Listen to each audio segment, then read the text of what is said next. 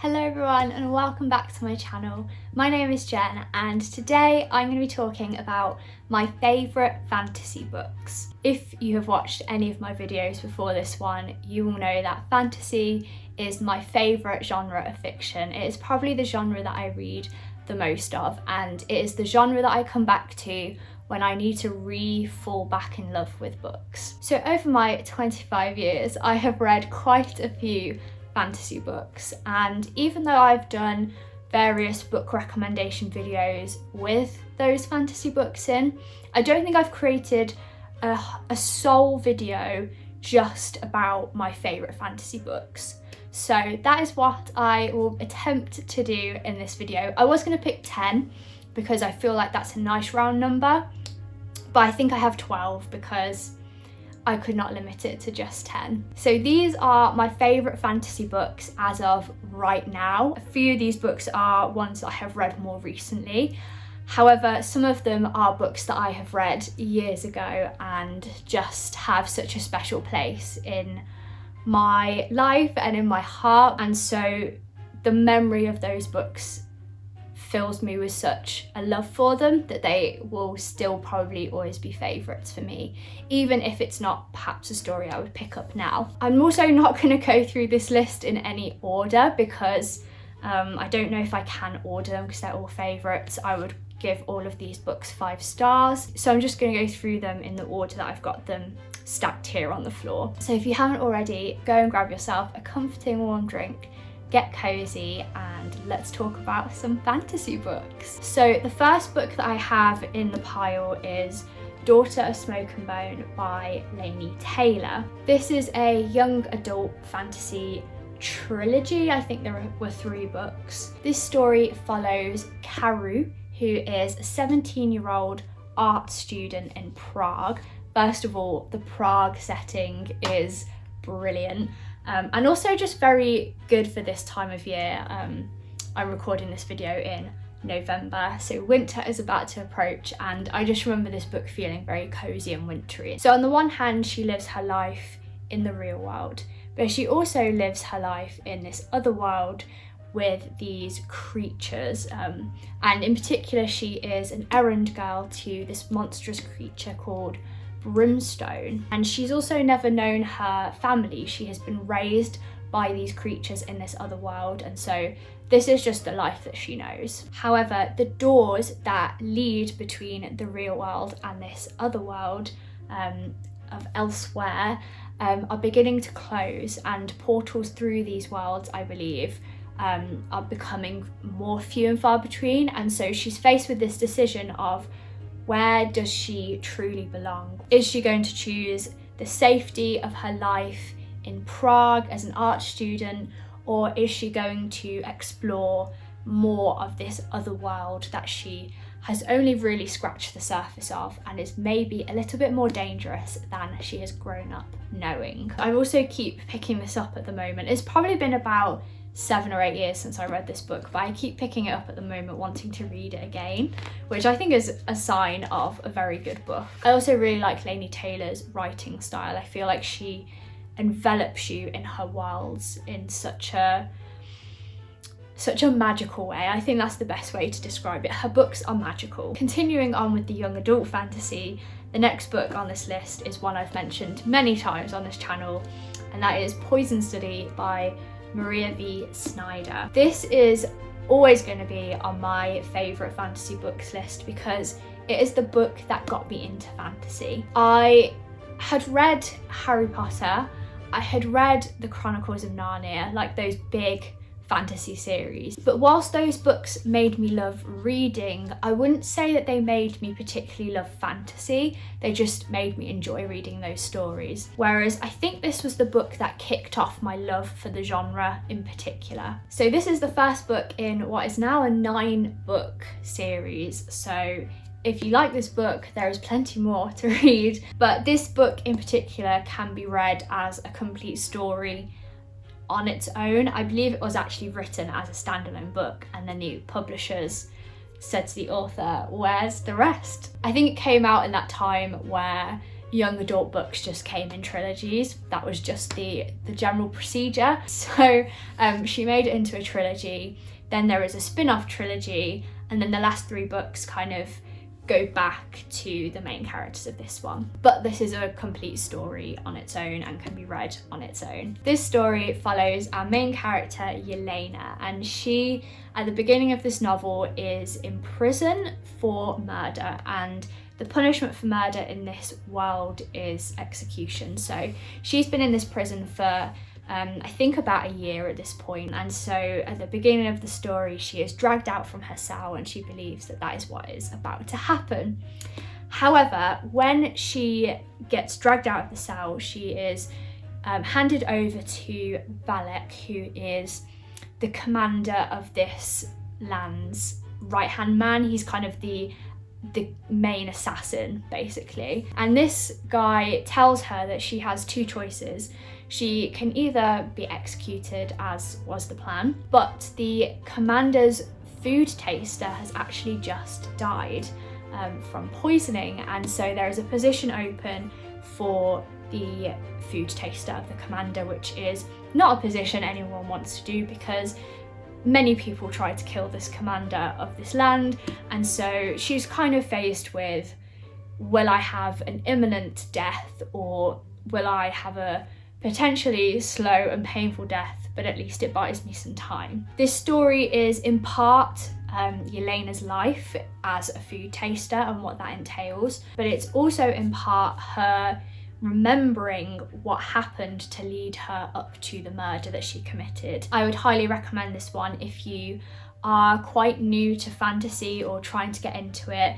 I think this one is really good. Also, even though it's young adult, I think the main character is 18 or 19, Yelena, and some of the other characters are sort of in their 30s. So even though it's young adult in tone, the characters are that little bit older, so I feel like you can enjoy it again, whether you are in the young adult audience or adult audience. The next book I'm going to talk about is Neverwhere by Neil Gaiman, which is another book I've mentioned quite a bit this year because it was the first book that I read in 2022 and it has been on all of my kind of recommendations videos this year. This book follows Richard Mayhew, who is a very ordinary man living in London, I believe, and he has a very ordinary office job and a very normal kind of life. However, all of that changes when one evening he finds a woman bleeding on the floor in the street. He helps this girl, and in helping her ends up getting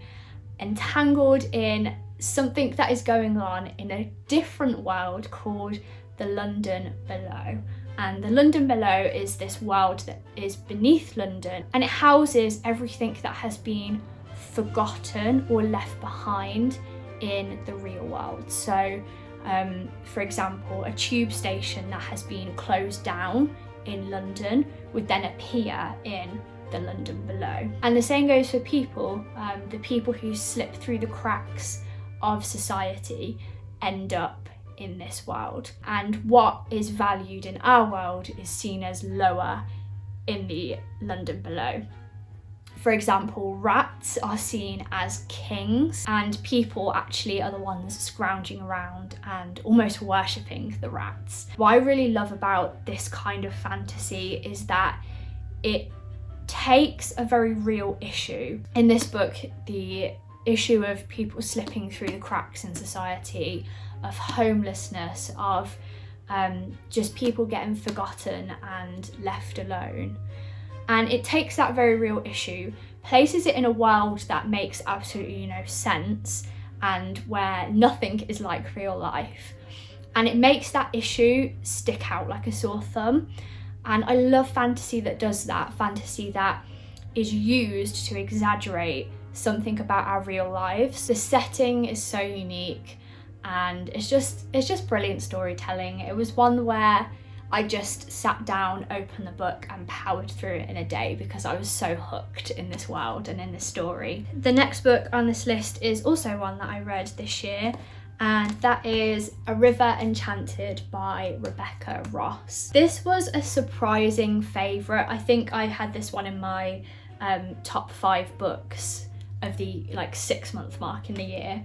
And I wasn't expecting to love this one as much as I did, but I was just enthralled by this story. I think I gave it 4.5 stars at the time, but since reflecting on it, I would now give it 5 stars. So, which sometimes happens. I don't like reviewing books straight away because to me, part of a good story is if it lingers in my mind, because I read so many stories that a lot of them, I might enjoy them whilst I read them, but then I don't really think about them afterwards. I've moved on. Whereas there are those odd books that just stay in my mind for ages. And to me, that is what makes a 5-star book, that it pushes thoughts of all the other stories out of your head and forces you to think about that one. And so that is what this book did for me. This is an adult fantasy book that is very mysterious and cozy and wintry and very kind of lyrical writing. We follow our main character Jack, who is teaching, I think, music at a university. He receives a note that his clan need him to return home because lots of young girls have been going missing and they need his help to find out what's happening, and they tell him to just bring himself and his harp. And so we follow Jack as he returns home and confronts his childhood nemesis and his family who he hasn't seen for years, and kind of gets sucked back into his old life and this mystery that is going on.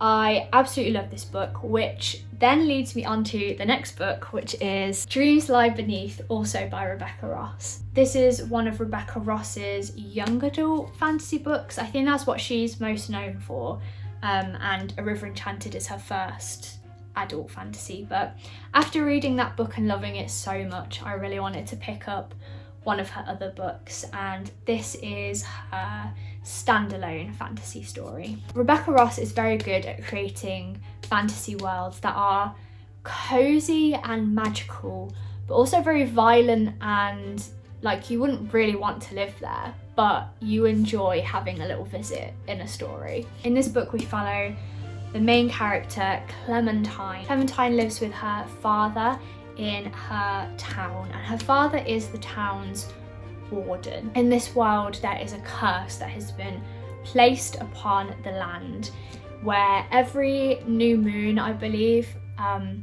one person's nightmare from that town will come to life, and the warden's job is to go and vanquish that nightmare.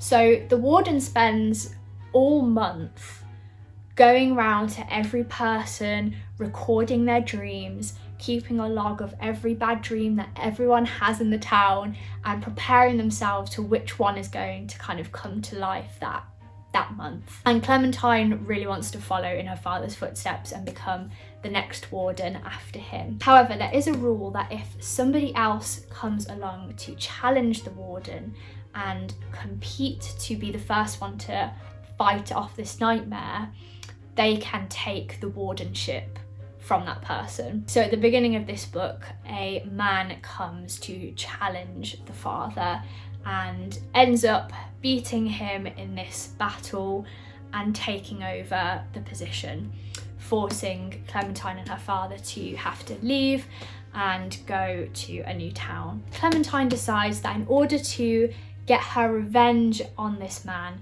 she is going to force a fake alliance with one of his brothers, and becomes his kind of apprentice warden. And she decides she's going to enact vengeance and regain her father's position as the town warden. It was just a really fun read. There is nice romance, nice adventure. The pacing of the story is really good. I think fantasy standalones are hard to get good pacing in because you've got so much world building to do, and so much character building at the same time that sometimes the pacing of the plot can suffer. Whereas I think this story just gave us the perfect amount of world, the perfect depth of character without going too much into either. That it felt like its pacing was just perfect to me. So I really enjoyed this one, and I think Rebecca Ross is quickly becoming a new favourite fantasy author for me, and I definitely am planning to read the rest of her books in the near future. So the next book is a older favourite book, but one that I just absolutely love and have such fond memories of reading, and that is Caraval by Stephanie Garber. It's a young adult fantasy series. There are 3 books, and then there's also a spin-off series with 2 books out so far, about a big carnival that happens once a year. In this book we follow Scarlett, who is desperate to attend this carnival called Caraval. And in this kind of carnival there's a big game at the centre of it, and whoever can win this game and find out the mystery ends up getting a prize, which is usually a wish that is granted. And for some reason Scarlett is invited to this year's Caraval, to find out when she gets there that this year's challenge or game is to find her sister, who has been kidnapped and hidden somewhere within the game. So she is kind of desperate, not just now to get her wish granted, but also to rescue her sister and to find out why on earth she has been invited to this exclusive kind of carnival. I just love the mystery of this book. It's so much fun. It's really fast paced. It's a page turner. The fantasy element in this one comes in more so with the world than with the central kind of plot. I don't think there's lots of magic or things like that, but we are very much in a world that is not our own, where wishes and things like that can be granted. And then I think this is my final young adult one in the pile, and then the rest are adult or children's.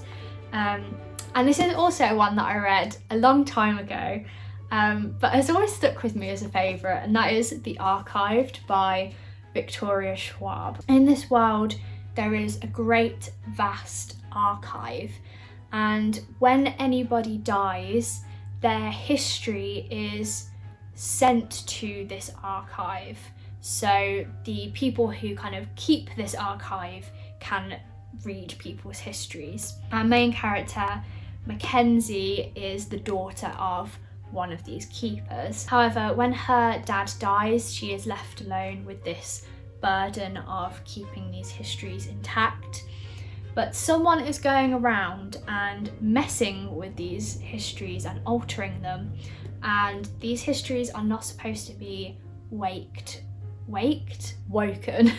and interrupted, but somebody is going around and messing with them and altering them. Mackenzie needs to find out what is going on and who is doing this. This book definitely reads more on the younger side of young adult. I can't remember how old the main character is, but she's quite young, and we're following her as she manages this kind of secret life, but also goes to school in the real world and has to lie to all of her friends about her secret life. It reminds me a lot of Lock and Key, if you've seen that series on Netflix. It's very kind of similar of these young characters who go to school and have their life, and then they also have this little secret going on. Next book I have here is Howl's Moving Castle by Diana Wynne Jones.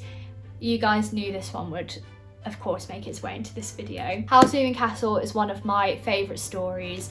The Studio Ghibli movie has always been a favourite movie of mine, and I actually only read the book maybe 1.5 to 2 years ago, but I absolutely love it and thoroughly, wholeheartedly recommend it. It is a children's fantasy book about a young girl called Sophie, and Sophie is a hat maker. Sophie is the oldest of 3 sisters, and there's kind of this thing in this land where if you're the oldest of 3 sisters, you're never destined to do anything great.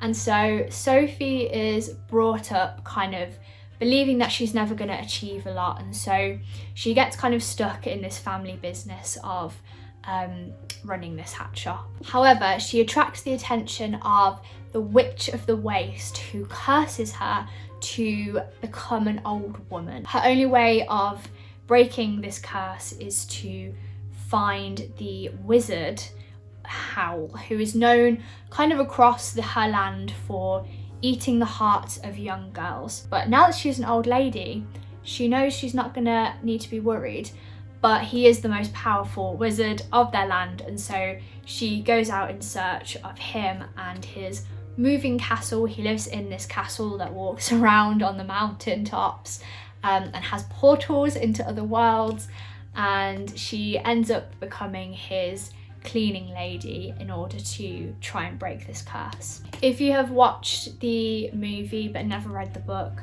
I would so recommend reading the book. To me, they are both equally as good as each other because they're kind of the same, but they definitely have slight differences in tone. In the back of this book, there's an interview section with the author who said that she actually had never envisioned the castle with these kind of legs. She always kind of saw it as floating on a cloud. However, the movie designed it with these mechanical legs, and now on the front cover of books, that's how it's portrayed, and she actually said she really liked that, and now that is how she views it. But at the same time, there are things in the book that really add to your understanding of the characters in the movie. So I would really recommend watching and reading both parts. This is a great fantasy book for just a charming children's story that can be enjoyed by everyone.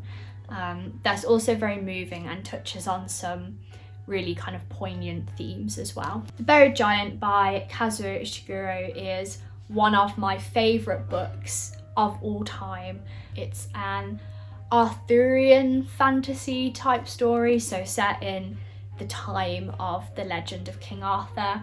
So there are ogres and dragons, and it's that kind of fantasy. In this story, we follow an older couple called Axel and Beatrice who live in this village where there is this mist that covers the village and makes everyone forget things. Beatrice remembers that at this one point that they have a son, but she can't remember where he went or what happened, but she is kind of determined to go out and find her son, and she knows that when they find him, everything will be fine and they'll just be able to find him. They'll know where he is as they go out and search for him. And so the story is following this older couple who've been married for years but don't remember anything about their marriage or really their lives together. And kind of similar to Neverwhere, it's a book that uses fantasy to highlight a very real topic, and then the fantasy setting is literally there to aid that message rather than it being about having a magical story. I won't go too much into this book because I did a whole video on all of Ishiguro's novels, so I'll link that somewhere on the screen. So if you are interested in hearing more of my in-depth thoughts about this one, go and check out that video. This book kind of needs no explanation, but I couldn't not include the Night Circus in this video. This is a book about, it's basically a book of, I think people call it like a book about the vibes. Like, this is a book about the mood and the atmosphere. It's not about the plot. It's not really about the characters. It's about the settings. The circus is the main character of the book, and you're either going to love that or you're going to find it really irritating. Me personally, I really love slow books that are a bit more abstract, so for me, I really enjoyed it. I don't feel like I need to explain this book too much because it's been out for, I think it came out in 2012, so it's been out for quite a while now, 10 years. And I read it the year it came out, and I've reread it since a couple of times, and I love it. It's about this circus that arrives in a random town or city at night, and there's no announcements that come before it. It just is simply there when the day before it wasn't. It does have three kind of storylines going on. So there is this battle, like this competition between two of the people who are in the circus. So that's kind of the main storyline. And there is also a storyline with a boy who finds his kind of comfort in this circus. So he finds his escape really in attending this circus. But then also part of the story is told in third person. So you, the reader, are going to the circus and exploring the different tents and the different attractions that are going on. This is a fantasy book for people who like magical atmospheric stories that are not so much about a fast-paced plot or a deep character study, but they're just about the magic and the wonder of this kind of genre. The last two books on this list are books that I could not miss out in a video about my favourite fantasy books. And the first of those is The Hobbit by J.R.R. Tolkien. You know what this book is about. We follow Bilbo Baggins, a hobbit from the Shire, who goes off on an adventure with a troop of dwarves to help the dwarves reclaim their homeland under the mountains. And we face lots of adventures and perils along the way. Because it's a children's book, it reads very easily, and it's definitely not an intimidating kind of read like The Lord of the Rings is. To me, The Hobbit and The Lord of the Rings is a very kind of Christmas time story. I often watch the films around Christmas time, and I'm definitely considering rereading the book this winter. And finally, we have the fantasy series of all fantasy series to me in my childhood, and that is The Chronicles of Narnia. This is The Magician's Nephew, which is the first book in the series. These are the books that I have read the most. I think I've read this series like 8 or 9 times. I just used to reread them as a kid, and I just have such a fondness and love for these books. I think my favourites of this series are The Magician's Nephew, The Lion, Witch and the Wardrobe, and Prince Caspian. I think those were my 3 favourites. But I also really liked The Silver Chair, which I think is like the one before the last one. And again, I'm considering rereading 1 or 2 of them this Christmas time as well. Thank you so much for watching this video. I hope you enjoyed hearing about 12 of my favourite fantasy books. I'm maybe going to do this video once a year because I think it'd be really interesting to see how my favourites change each year, which ones stay the same and which ones get added each year. Or I maybe might just do a top up of like my new favourite fantasy books in a year.